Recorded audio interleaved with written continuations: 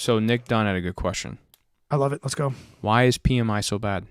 Because it is a stupid amount of money that you have to pay because you were not patient enough to save up money to put down on a down payment on a house. It's literally like rolling down your window, going down the freeway, and throwing $100 bills out the window. It is the stupidest tax that you will ever pay in your life.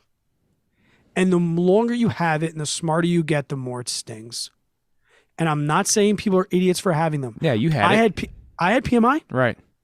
I had PMI, and I had PMI, and I knew I was moving, so I couldn't even refi to get rid of it, Right. Because I wouldn't have made money up on the closing cost, so I had to eat it knowing how bad it was.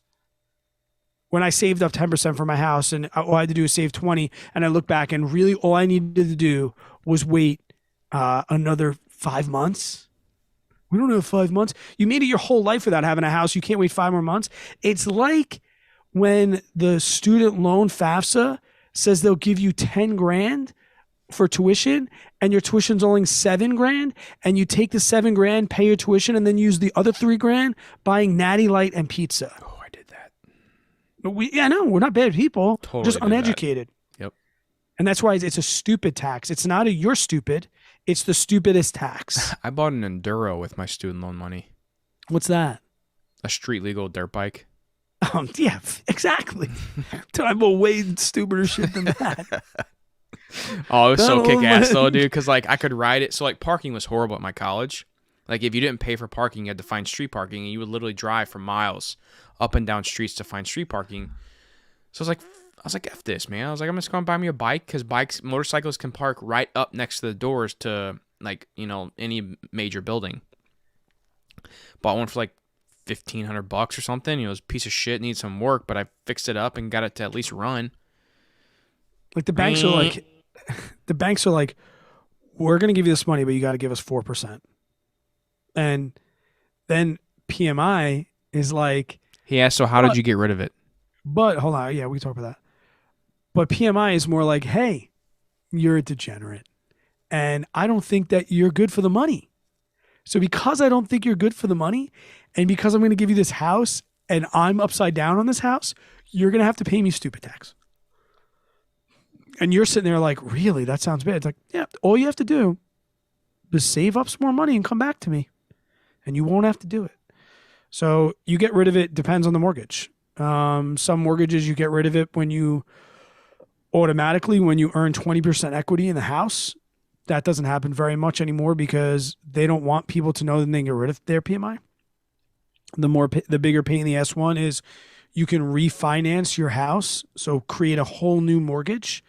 And when you create a whole new mortgage, you'll probably have decreased your mortgage amount, or the house is appreciated, or both, to the fact that when you refi, you own 20% equity of the house. And then you don't have to do it anymore. So what happened with my house was I was in there for 4 years. And in that time, I paid down the mortgage and the house had appreciated. I found out about PMI. It made my blood boil. I went to my mortgage. I had like 40% in the house. I went to my mortgage broker and I said, hey, I got 40% equity in this house. I want to get rid of this PMI. They're like, oh, no, the only way you could do that is to refinance. And I was like, of course. Okay, great. Have a great day. Bye. Then I found out, then I did some research on refinancing, and I found that you have to redo closing costs. So if you refinance, you have to stay in the house long enough that the savings of the PMI offsets the amount of money that you put to close. And I knew that I was going to be moving in the next 2 years. So I knew that I would not recuperate the closing costs. So I had to sit there, and I think we were in the house like another year and a half. My PMI was like $350 because the bank says to you, here's your mortgage broker, right? So the income's a little low, but I made a couple calls to the underwriter. I called up my boss. We think that we can do it. I know you wanted to do it for 4% down. I think we can do it for 6%. Do you think you can call somebody? You think you can get 6%? And they look at you like, they look at the mortgage broker like, you are a miracle woman. You are the greatest person in the world.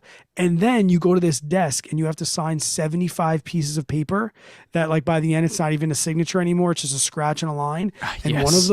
one of those lines says, Debbie over at the mortgage broker's office asked you if you'd be okay doing 6%. And what she didn't exactly disclose at that time was that you're also going to be paying private mortgage insurance because the bank is giving you a mortgage for more than the house is worth. Meaning if you default and they foreclose on you, they can't get all their money back. So, and you're so excited. You're at closing looking at baby girl. You're like, oh, we did it, baby girl. Our first house. We're getting the keys today. You're not going to back up and be like, what's this PMI thing? And you're definitely not going to read the documents because nobody does that. That's what we have a lawyer for. And the lawyer knows you got PMI and they thought you knew about PMI. So they're not going to tell you about it. And you're not going to be like, oh, what's this PMI? Oh my gosh. PMI is just, I'm so passionate about it because it was the thing. It was one of the few debts that I had 100% control over. Like your mortgage rates are what they are. And I don't expect people, contrary to Dave Ramsey, I don't expect people to save up $400,000 liquid cash to be able to buy a house. Some people can. I don't expect people to do it. If you are in the military and you can get a VA loan for 4%, I'm not opposed to that either because there's no PMI with that. Use the extra 16% and go in and fix her up the place or whatever. But Josh just bought a house. That's awesome. Oh, did he really? Yep. Did he pay PMI?